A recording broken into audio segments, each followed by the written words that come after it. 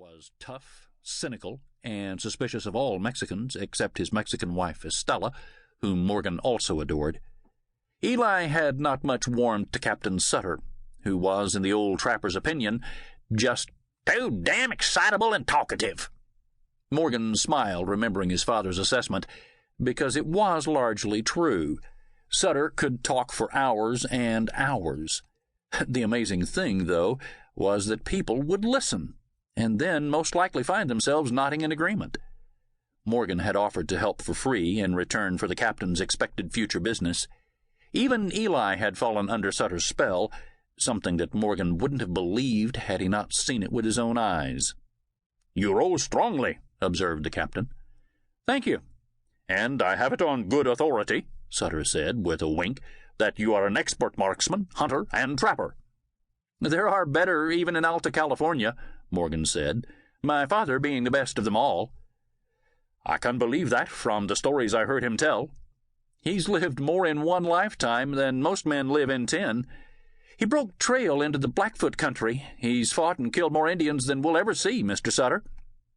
"Well, I don't know about that." "It's true, sir. Pa was with William Ashley and Jim Bridger the very first time they broke new trails through the Rocky Mountains." "Is that right?" Sutter brushed the tips of his mustache with his thumb. "That's right. It was in the summer of 22. A couple of years later, Pa and Bridger were the very first white men ever to see the Great Salt Lake." "Was that the same year he killed a grizzly with a knife and a Ute spear?" Morgan frowned and kept his oars working. "I think so. He told you about that, huh?" "He sure did. It's a shame to realize that a man of your father's talents is forced to eke out a living hauling hides and working for Mexicans who treat him second-rate." Morgan's face stiffened. "That'll change. He's feeling poorly right now, but he'll get stronger soon. He just needs a warmer climate." "Like the one I'm going to tame?" Sutter leaned forward intently. "You should talk to him for me. I could use him too, Mr. Beck, providing he's going to be strong enough to work." "He will be," Morgan insisted. "I can promise you that. Just give him a few months in warm weather, and Paul will be a new man." "Why is he so set against joining up with me?" Morgan shifted his calloused hands on the oars and glanced over his shoulder. He was still several hundred yards away from the beach. "Mr. Beck, did you hear me?" "Yes, sir, I did.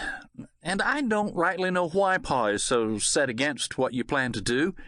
He just gets set in his ways. And I guess he didn't want to leave my stepmother." "I understand." Sutter inhaled deeply and stretched his legs. "But I will tell you something. He needs to change his mind about my inland colony. I can offer him and you more opportunity than you'll ever see in Yerba Buena. I'll be in charge, not the Mexicans." "Yes, sir." Sutter relaxed.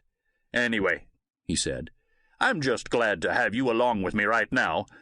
I could have used your father's influence with the governor, but I'm sure that you'll be very helpful with the introductions. I've got a feeling you're a young man with a very bright future." Morgan felt his cheeks warm, even as he realized that he was being flattered by a master. Annoyed at being such an easy victim, he pulled even harder at the oars and felt the boat surge ahead. One last time, Manawiki, a young Kanaka woman, called melodiously, "Bye-bye, Captain Sutter." Sutter chose to studiously ignore her, but Morgan was enjoying the show too much to make a similar effort. Besides, Manawiki was too pretty for any man to ignore. Her long black hair shimmered lustrously, and her bare arms and shoulders were the color of ripe wheat. Morgan could not help but grin at Sutter's obvious embarrassment at the fact that Manawiki's voice could probably be heard to Monterey. Morgan finally said, "She just wants you to call out a goodbye one last time, Captain. I don't think she'll be still until you do." "Oh, hell," Sutter grumbled, turning around and favoring Manawiki with an off-handed wave in the hope of silencing her. "Goodbye." It worked. Manawiki, at last satisfied that she had not been ignored, disappeared. Sutter expelled a deep breath and turned around before saying, "Mr. Beck, in what little time we have, tell me about Governor